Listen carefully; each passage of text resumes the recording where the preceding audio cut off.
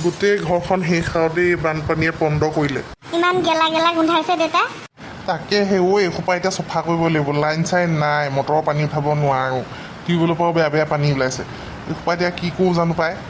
শুনিছে, এই বাল্টিটোৱে কি কয় ঘৰ মোচাডালে আনিছোঁ, কিন্তু ৱাইপ এডাল লাগিছিলে, মানে ৱাইপাৰ এডাল।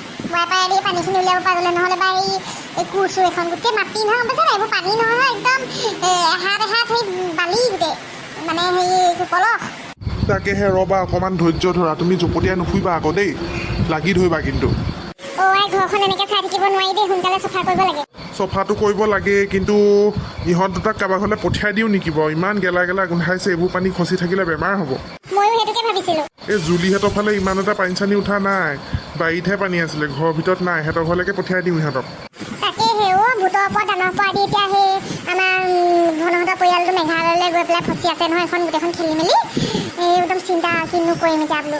নাই নাই, ফোন কৰিলোঁ, সিহঁতি পাৰ হৈ আহি আছে। সিহঁতৰ ঘৰৰো গোটেই অৱস্থা নাই। সিহঁতক সেই ককনক ফোন কৰি পেলাই মাতি পঠিয়াইহে দিওঁ। আমিও হেল্প কৰিব পাৰিলোহেঁতেন ঘৰটো চফা কৰোঁতে। নালাগে নালাগে, তহঁতি হেল্প কৰিব নোৱাৰ, গোটেই খজুৱতি হ'ব, মোৰ ভৰিবোৰ খজুৱাই আছে, বেমাৰো হ'ব। তহঁতি দুদিনমান সেই জুলিহঁতৰ ঘৰতে থাকগে, উৎপাত নকৰিবি খালি। ঘৰটো চাফ চিকুণ কৰি হ'লে মানে তহঁতক মতাই আনিম। এই ঘৰ চফা কৰা গাড়ী এখন ঘূৰি ফুৰিছে, মই কণ্টেক্ট কৰিব লাগিব। সঁচাকৈ দেই, এই বলিয়া মানে বিধ্বস্ত কৰি থৈ গ'ল আৰু গোটেই ঘৰখন। ভাল বস্তু একোৱে নাথাকিলে, চোফা তোফা চব নষ্ট মই ক'লোঁ নহয়। মানুহকেইটাতে আমি বাচি থাকিলোঁ আকৌ। ভঁৰালটো এতিয়া গদগদীয়াকৈ ওখকৈ বনাইছিলোঁ বুলিহে ধানখিনি ইমান এটা নষ্ট নহ'ল। এইখিনি এতিয়া ৰ'দত শুকুৱাই মেলি ঠিক কৰিব লাগিব, নহ'লে খাবলৈকে অনাটন হ'লহেঁতেন। তাকেইতো মই এইবোৰ শাৰী পুচি দিওঁ, চাচোন মই ওৱনিখন লৈ লৈছোঁ। এইবোৰ নাকে কাৰণে সোমালে মোৰ মাথা চাথা ঘূৰাই আকৌ, গোটেই ধূলি বালি এইবোৰ কিবা কিবি পৰি আছে। এতিয়া সেই কাম কৰা মানুহ এজনী পাবলৈও নাইকিয়া হ'ল নহয়। চবৰে দুৰৱস্থা, ক'তনো কাম কৰা মানুহ পাম, নিজেই কৰিব লাগিব। এতিয়া মোৰ ঘূৰাই আকৌ এইবোৰ সেই চাউল ধান জাৰিলে আজিকালি কিবা মাইগ্ৰেনৰ প্ৰব্লেম এটা চলি আছে মোৰ।